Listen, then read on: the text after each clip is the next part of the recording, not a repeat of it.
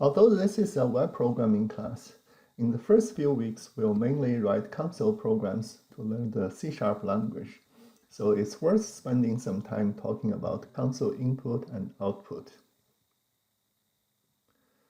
The class to use is, of course, the console class in the system namespace. This is the API documentation for the class.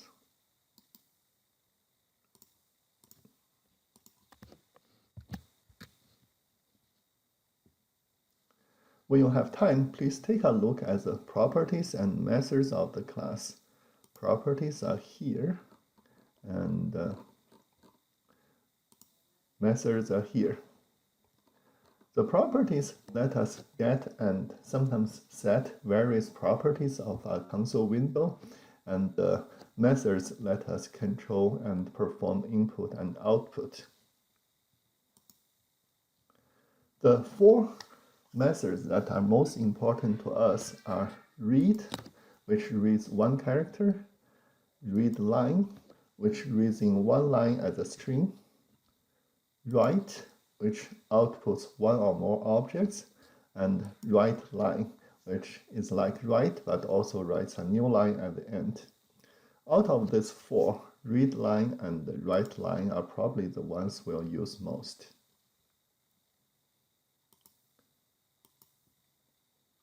Let's do a quick example. Suppose we want to have a program that reads in the name, price, quantity, and expiration date of some product. Let's see how it works. So we'll start by saying, please enter the name of the product. I'll omit of the product part. And then we'll reading the name using console.read line. And then let's also write out the name so that we know if it reads it correctly. Because console.readLine returns a string, we do not have to specify string here. We can simply use var, so the compiler infers the type of the variable name. And if you mouse over name, you can see that it's inferred as a string type, which is the correct type. And let's run this. And notice that the cursor is below the please enter the name line, and that's because we are using write line, so it adds a new line. Later on, we can change it to write, so the cursor will be on the same line. In any case, let's enter milk as the name, and it prints out milk as we expect, so everything seems to be fine. Let's change this one to write instead of write line. Okay, so now we have the name part, and let's add in price. So let's say please enter the price, and now price will treat it as a double value, so that cannot be simply a string. Instead, we'll reading the input as a string, and then we'll convert it to a double by using double.parse.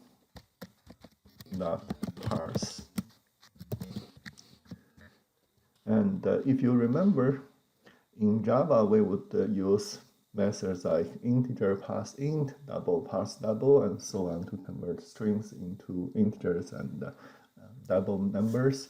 Same thing here, except that the method name is just parse. So again, we'll get this one, and let's print it out to see if we get it correctly. And we'll run this.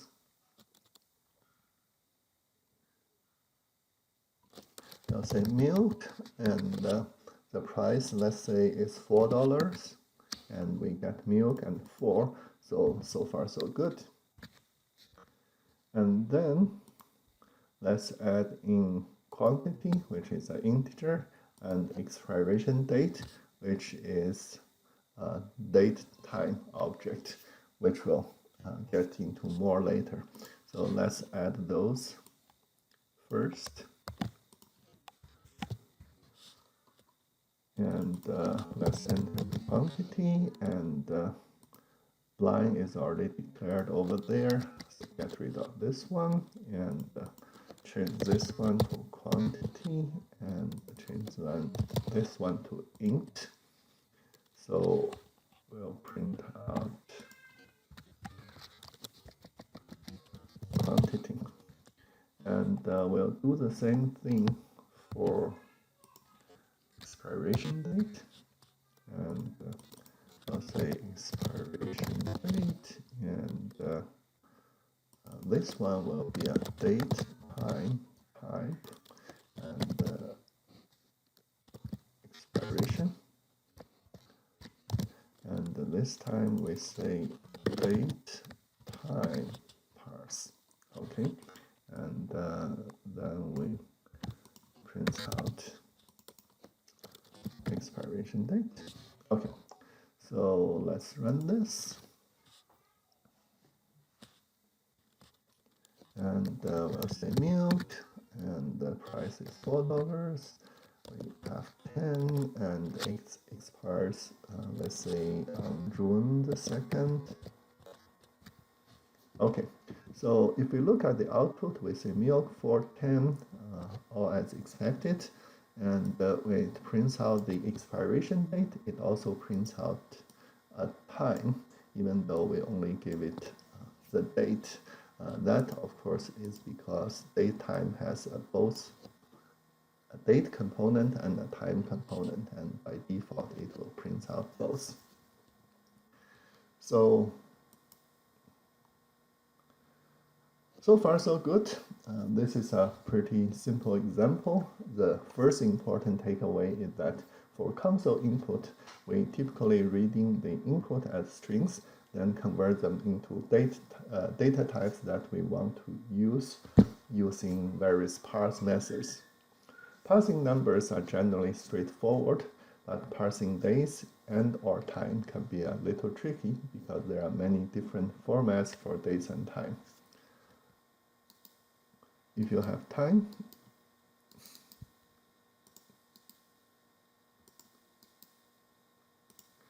please check out the documentation for date and time parse method. If your date and or time is not in the standard format of the language, you'll need to do a little bit more to parse it.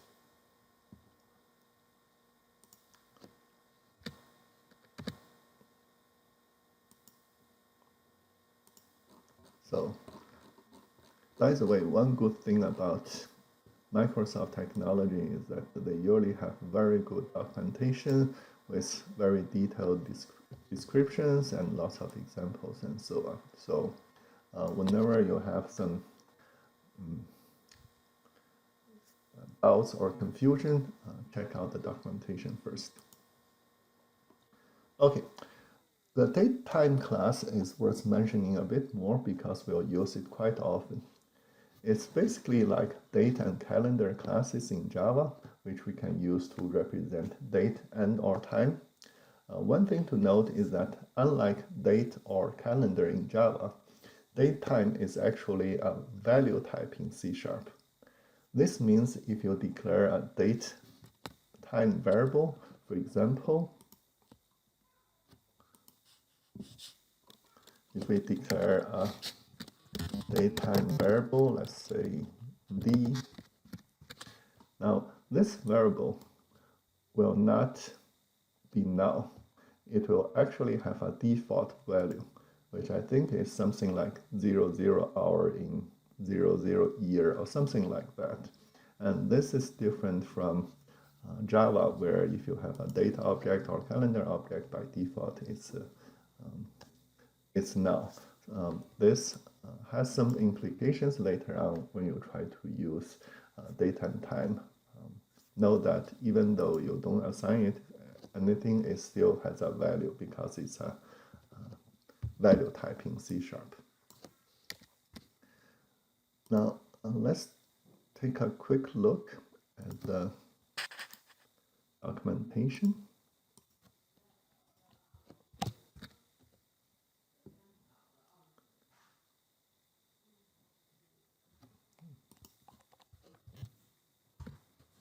No, not this one.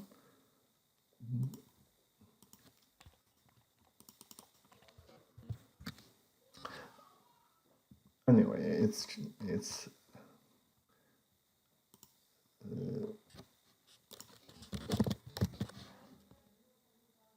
yeah, it's basically this. I'll double check if, yeah, I think I have the wrong link here. I'll fix it later. Okay, so this is the date time documentation. And first of all, notice that it's not a class, it's called a struct or structure. A structure is basically a special class that is a value type. If you look at the documentation of int, double, and so on, you'll see that they are also structures or structs, not class. Again, it's really just a special class that happens to be a value type. Datetime has lots of useful properties and methods. In particular, there are properties that let us access different fields of a datetime value. For example, we have date, we have day of week, we have month, and we have year, and so on. For example, if we want to know the year of the expiration date, we can simply say year. And in C#, a property is like a public fields. We'll talk more about properties when we get to the class and objects part. But basically, you can just use a variable and then dot property name to access property. And as we can see, there are a bunch of properties there here that let us access things like minute, hour, date, month, year of datetime object. And there are also a bunch of methods that before we get to methods, there's also a very important property called now. So this one is a static property, and this is a way that we generally use to get the current date and time. So, for example, we could declare a new date and time, and if I want to initialize it with the current date and time, I would say date time now. And again, notice that this is a property, not a method, so it's not now parenthesis, it's just now. And this will take the current date and time and assign it to t. So this is a very, very commonly used property. And then from after properties, we'll have the methods, and you'll find a bunch of methods here that we can use to manipulate our date and time, like add some time or subtract some time, and parse a string, format time output, and so on and so forth. So take a quick look at the documentation when you have time. For this type of documentation, you don't have to memorize everything, but it's good to have a quick look, have a general idea of what's in there, so if you need to use something, you know that what you can find in the documentation. Okay, so now that we have input, let's talk about output. We already saw that we can use write and write line to produce some output, and if we want to combine them together, we can easily use something we already know, which is the interpolated string. We can use an interpolated string to combine everything in one string and then write it out. Pretty straightforward. Now, there's also an alternative way to do that with a different form of write or write line method. In this form, we give the first argument, and this first argument is a template string with placeholders.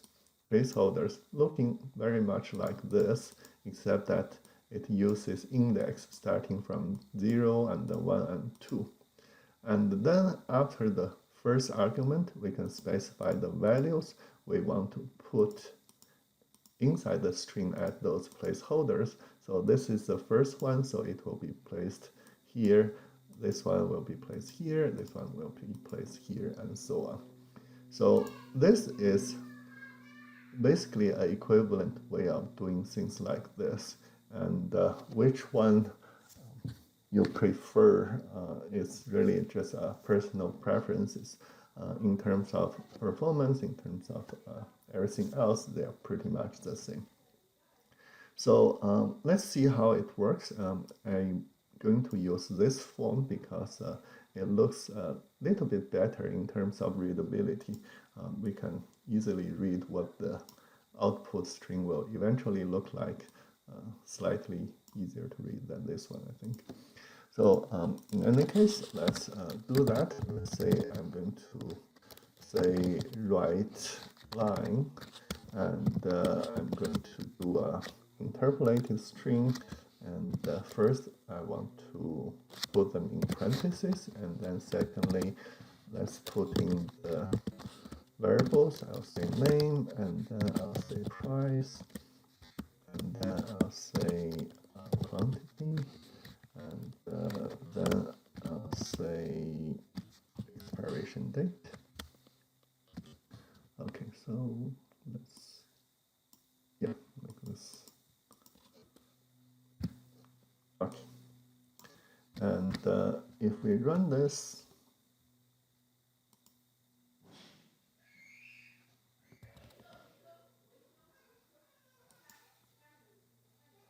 is it running?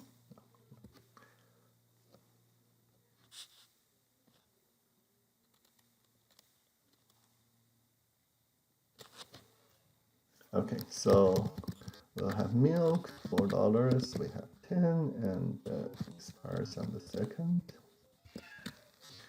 We can see that we are outputting milk for 10, and then June the 2nd, clock AM. So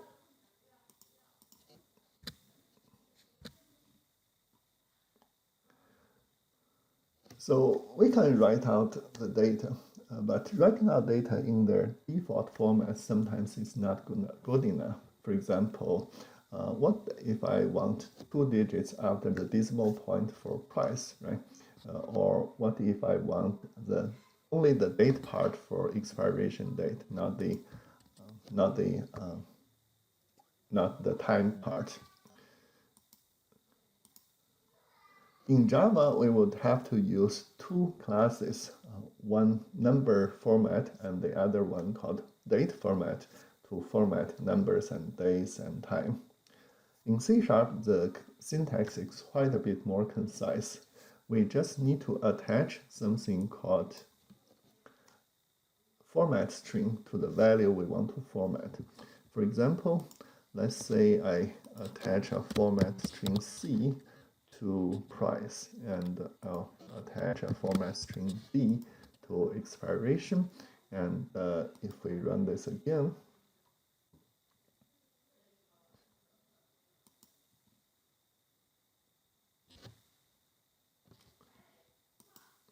okay,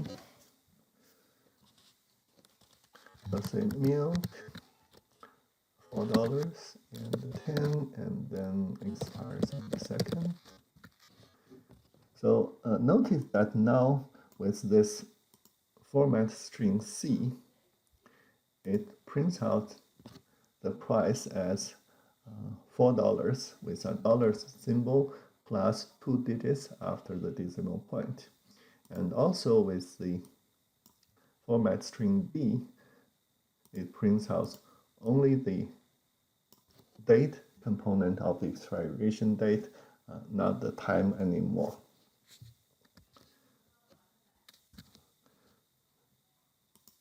The format strings are quite useful and quite versatile in the sense that not only you can use it in interpolated strings, in console write, console output, you can also use it in toString if you want to convert an object to a string in a specific format. You can actually use format string together with toStrings. For example, if we want to convert the expiration date to a string, we can say toString, which will convert it to the standard format with both date and time. But if we say toString C, it will convert to a string with only the date component. So the format strings are quite versatile and useful. There are two types of format strings. The one we just saw called standard format strings, which are a number of predefined format strings for common formats. If you need non-standard format, you can also build your own format strings, aka custom format strings. For example, here I have a custom format string that basically says I want at least one digit before the decimal point and 2 digits after the decimal point. The same thing can be used in the write method. Here are some standard format strings for numbers and date and time. For example, C, which is what we used here, is used to format numbers as currency. This is why we got a $sign, we got 2 digits after the decimal point. You can also use D to format integers and F to format floating point numbers. For example, so let's say I want D4 for quantity, and if I do milk, price, quantity, and expiration date,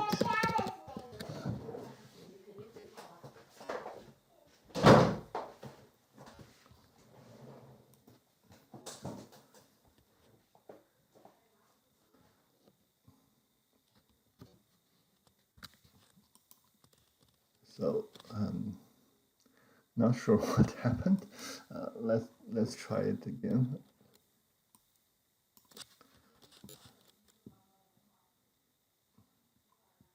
Well, I think I might have an exception somewhere. Let me try it again.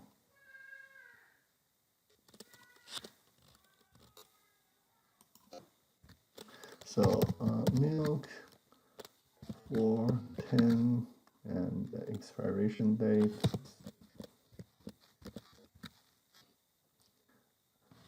Format specifier is invalid.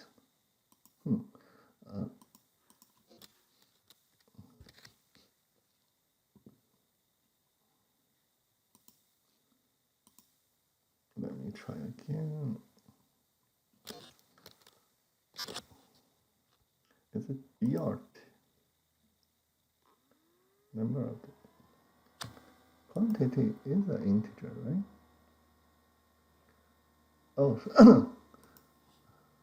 sorry,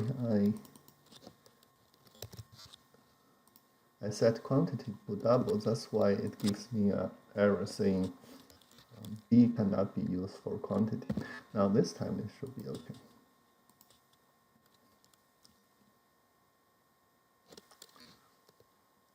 Milk, price, quantity, and expiration. Okay, so notice that now we have 4 digits for quantity, and that's because we specified D4. And for days, D has a different meaning. D for days would means short date pattern, meaning no time component. Capital D will be a long date pattern, again no time components. If you want time components, you can use F or lowercase f or capital F. Let's just quickly try capital D. So this should give us so this is a short date pattern, and let's try the long one. I'll say milk 410 and so the long pattern would be June the 2nd instead of 6/2. And it actually has Wednesday as well. That's good. Okay, so here are some examples of how to use the standard format strings. For more complex formatting needs, please check out the linked documentation. Console.io is covered in Chapter 3 of the Pro C#9 book. Please have a look at it. And this is the end of this video. Thanks, and see you in the next one.